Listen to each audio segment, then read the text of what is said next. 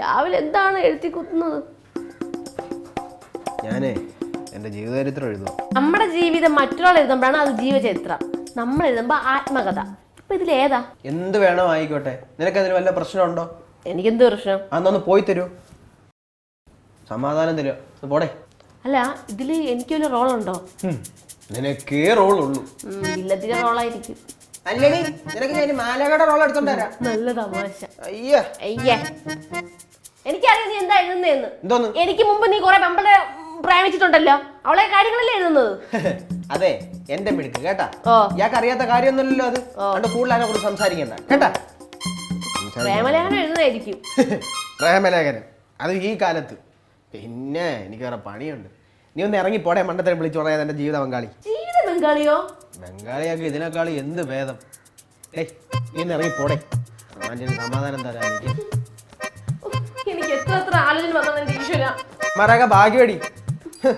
എന്റെ അടുത്ത് എന്തോരോ ആൾക്കാര് പറഞ്ഞതാ പ്രേമപോകാൻ വേണ്ടാന്ന്, മണ്ടത്തരമാണെന്ന്. സഹിക്ക തന്നെ. ഞാനും സഹിക്ക തന്നെ, എല്ലാം എന്റെ വിധി.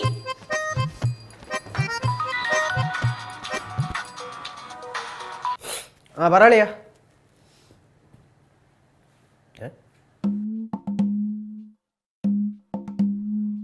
എന്നിട്ട്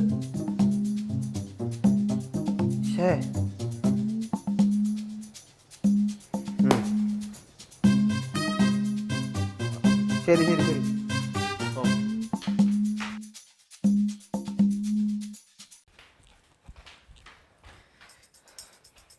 എടി ഞാൻ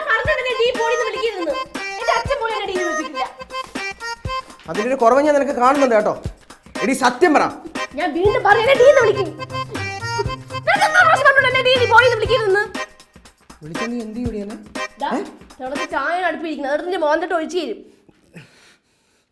നീ എന്തിനാ മഹേഷിനെ വിളിച്ചേ? ഏത് മഹേഷ്? നിനക്ക് എത്ര മഹേഷിനെ അറിയാം? എനിക്ക് ഒരു മഹേഷിനെ അറിഞ്ഞൂടാ. നിനക്ക് മഹേഷിനെ അറിഞ്ഞാൽ ചെയ്യൂടെ?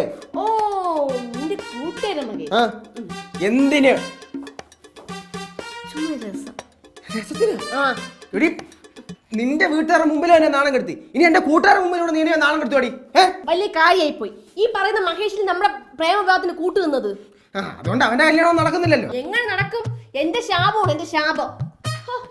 കല്യാണത്തിന് മുമ്പ് അല്ല, പ്രേമിക്കുന്നതിന് മുന്നേ അവൻ നിന്നെ പറ്റി എന്തൊക്കെയാണ് പൊക്കി അടിച്ചത്. നീ പാലാണ്, തേനാണ്. എന്റെ ദൈവമേ, ഞാൻ പാലായിരുന്നടി. നിന്റെ കൂടെ ചേർന്നതിന് ശേഷമാണ് ഞാൻ തയ്യാറായത്.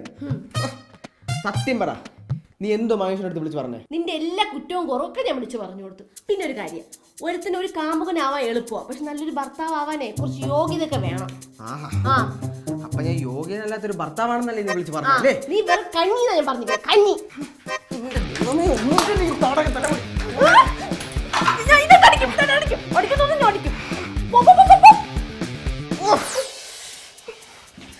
ഏത് സമയത്ത് തോന്നിയോ ദൈവമേ?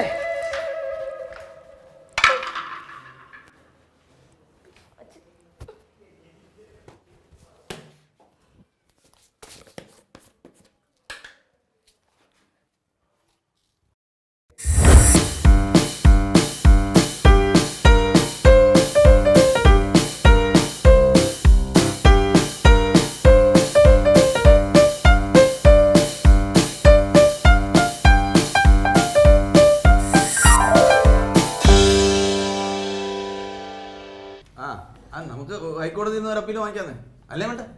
സുപ്രീം കോടതി വാങ്ങിക്കാം. നമ്മൾ പിടിക്കുമ്പോൾ മേളിൽ കയറി പിടിക്കണം. ഒരു സെക്കൻഡ്, എനിക്കകത്ത് ഒരുപാട് ക്ലയൻസ് വെയിറ്റ് ചെയ്യുന്നു. നമുക്ക് പിന്നീട് സംസാരിക്കാം evening. Okay okay, thank you. എന്തോ തള്ള വക്കീല്, എവിടെ ഒരുപാട് പേര് ഇരിക്കുന്നു. അവിടെ വരുന്നത് ഞാൻ മാത്രമല്ലേ ഉള്ളൂ. അബി എൻ്റെ ഒരു ക്ലയന്റ് ആണ്. ഒരുപാട് പ്രാവശ്യം ഇവിടെ വന്നിട്ടുണ്ടോ? അപ്പോൾ ഒരുപാട് ക്ലയന്റ് ആയില്ലേ എൻ്റെ അബി? നമ്മൾ അല്പം സ്വല്പം തള്ളിയില്ലെങ്കിൽ ഫീൽഡിൽ നിന്ന് തന്നെ നമ്മളെ തള്ളി പുറത്താക്കാൻ പാടുള്ളൂ. അതാ കാലം. എന്താ വിശേഷം വന്നിട്ട്? തട്ടണം.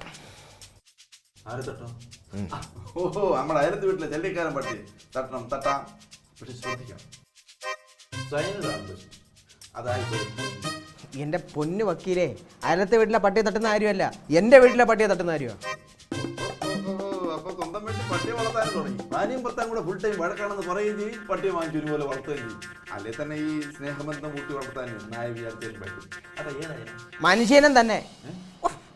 വക്കീലെ, ഞാനൊരു തന്നെ കെട്ടിയെടുത്തോണ്ട് വന്നില്ലേ, ഒരു ഭാര്യ എന്ന് പറഞ്ഞ സാധനത്തിനെ, അതിനെ തട്ടുന്ന കാര്യമാ.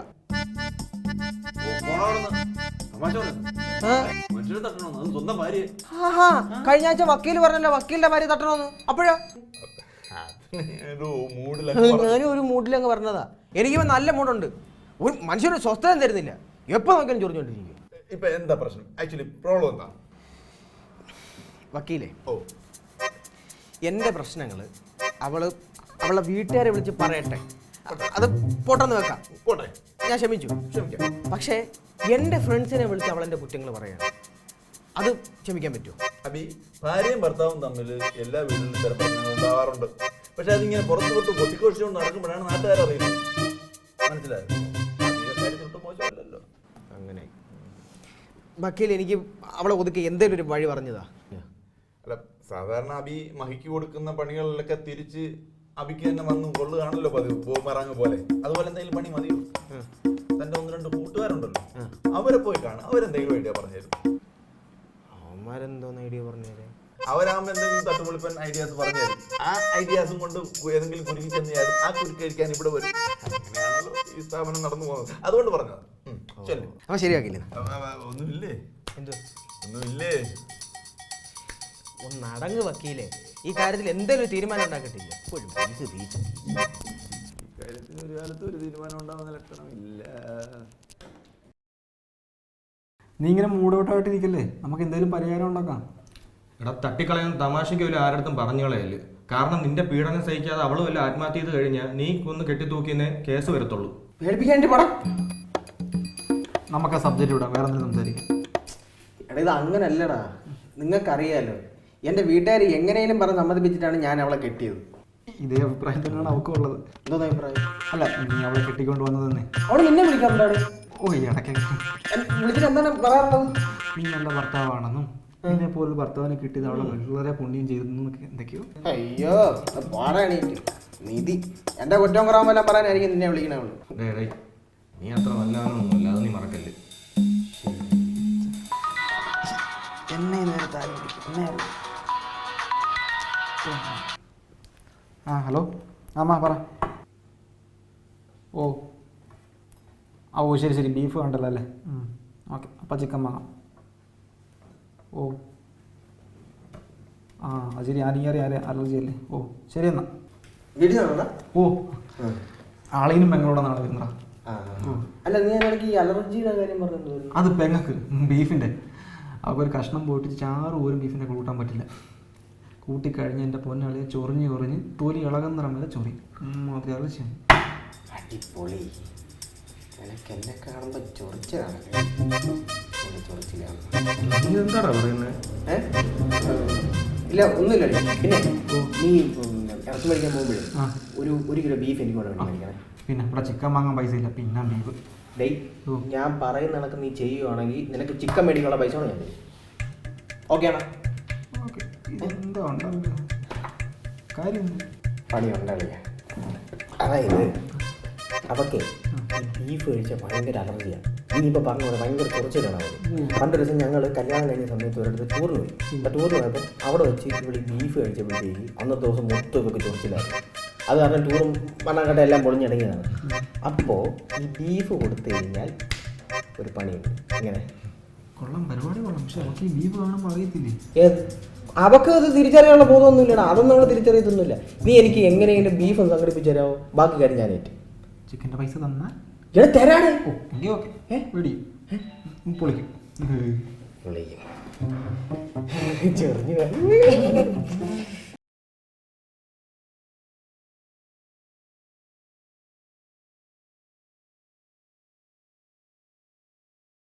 അബിയേ, കിട്ടിയ മൊത്തേ നമ്മൾ പോയി നടക്കാതിരിക്കുമോ? കിട്ടി.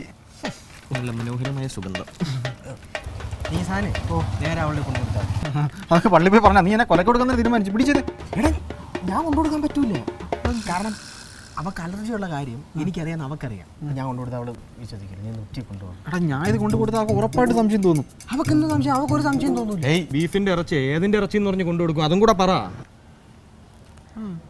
കൊണ്ടുകൊടുക്കുന്ന ചോദിച്ചാൽ എന്ത് അവളുടെ ഒരു മാമനെ ഫോറസ്റ്റിലാണ് വർക്ക് ചെയ്യുന്നത്.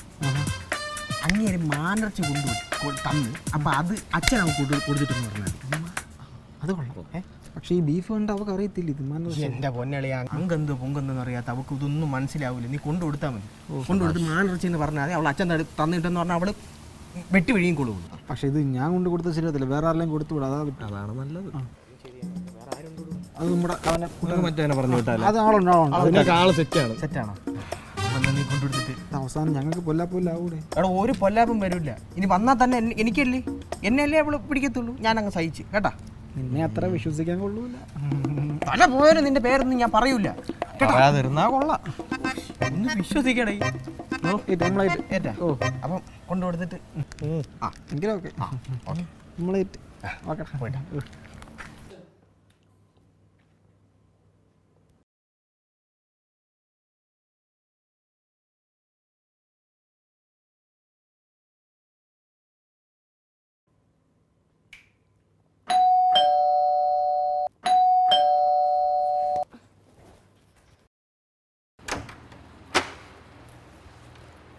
ആരാ ഇതിവിടെ തരാൻ പറഞ്ഞു. ആര് പറഞ്ഞു? മഹിതയല്ലേ? ആ മഹിതയാ. അച്ഛൻ തന്നു വിട്ടത് ഇവിടെ തരാൻ പറഞ്ഞു. എന്റെ അച്ഛനോ? ആ എന്താ ഇത്? മാനവച്ചിയാണെന്ന് തോന്നുന്നു. വെളിയിലായിട്ടും പറയണ്ട. അയ്യോ പുറത്തിറങ്ങിയ വലിയ കേസാവുന്ന കാര്യമാണ്. എനിക്കറിയാം. മഹിന്ന് പോയില്ലേ? ഞാൻ ഇന്ന് പോയില്ല. ശരി. അയ്യോ മാനർച്ചി.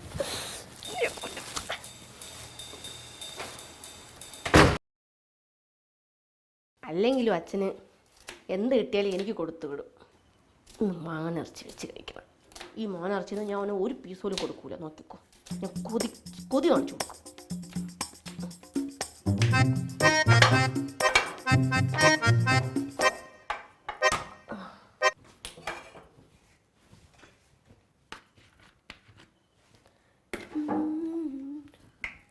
കടുക്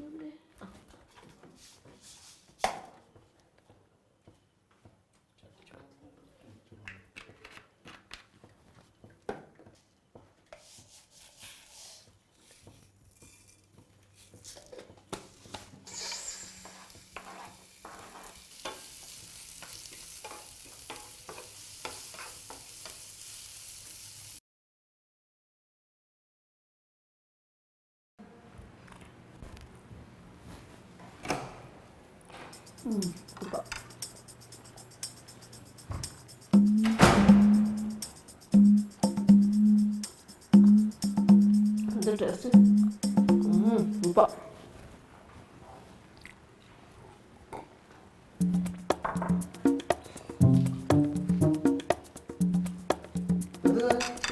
എന്തായാലും നിനക്കെന്താ? ഇത് മാനർച്ചി. ആരെങ്കിലും അവിടെ നിനക്ക് കേട്ടോ. നീ എന്ത് ഇതൊക്കെ അറിയുന്നു? നിനക്ക് നിന്റെ കാര്യം നോക്കിയ പോലെ. അങ്ങനെ പറയല്ലേ, മാനർച്ചി ഇപ്പം അങ്ങനെ കിട്ടുന്ന സാധനം എവിടെ കിട്ടിയെന്ന് പറ. അതൊക്കെ കിട്ടി. ആ ചോദിച്ച സ്ഥിതിക്ക് പറയാം. എന്റെ അച്ഛനെ കൊണ്ടുവന്ന് എന്റെ അച്ഛൻ ഒരാളുടെ കയ്യിൽ കൊടുത്തു വിട്ടു. മാനർച്ചിയല്ലേ സാധനം? അതെ. വല്ല പോറച്ചാരും പിടിച്ചോണ്ട് പോകട്ടെ. അങ്ങനെ പിടിച്ചോണ്ട് പോകണമെങ്കിലേ എന്റെ അച്ഛൻ അന്ന് രക്ഷപ്പെടാനും അറിയാം. എന്റെ അച്ഛൻ്റെ കയ്യിലെ പൂത്ത കാശ. ശരി ശരി, നീ എനിക്ക് വേണ്ടി ഒന്നും ഉണ്ടാക്കിയില്ലേ? ഇത്രയും നാളെ നിനക്ക് ഉണ്ടാക്കിക്കൊണ്ടിരുന്നല്ലോ. വേണമെങ്കിൽ പോയി അടുക്കളയിൽ പോയി ഉണ്ടാക്കി. മാനർച്ചി കിട്ടിയ സ്ഥിതി എനിക്ക് പിന്നെ പോയ ഞാനൊന്നും ആരാണ് പെരുമാറില്ല. എടുത്തു വെച്ച് പൊത്ത്.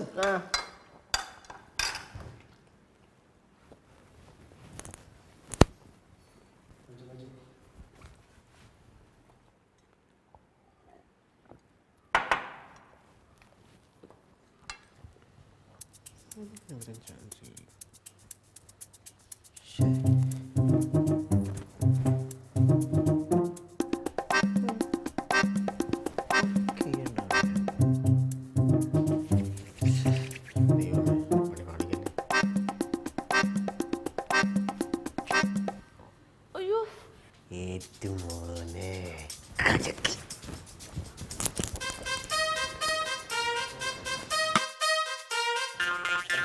അയ്യോ അയ്യോ ചോദിച്ചു.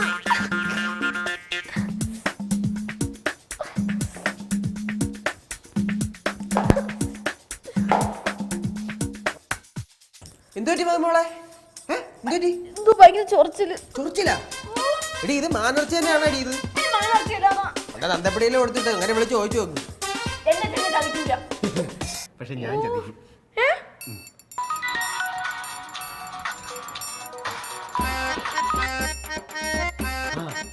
അയ്യാ സംഗതി ഏറ്റളിയാ.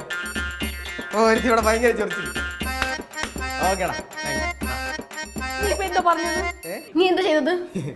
നീ ഇപ്പൊ വെട്ടി വിഴുങ്ങിയില്ലേ ഈ സാധനം? ഇത് മാനർച്ചി എന്ന് പിന്നെ ഇത് നല്ല ഒന്നാം തരം ബീഫാണ്. ഞാനും എൻ്റെ ഫ്രണ്ട്സും കൂടെ പ്ലാൻ ചെയ്ത് നിന്റെ തന്തപ്പടി കൊടുത്തു വിട്ടാണെന്നും പറഞ്ഞുകൊണ്ട് ഇങ്ങോട്ട് കൊണ്ടുവന്ന സാധനമായത്. എന്നോട് കളിച്ചാൽ ഇങ്ങനെ ദുഷ്ട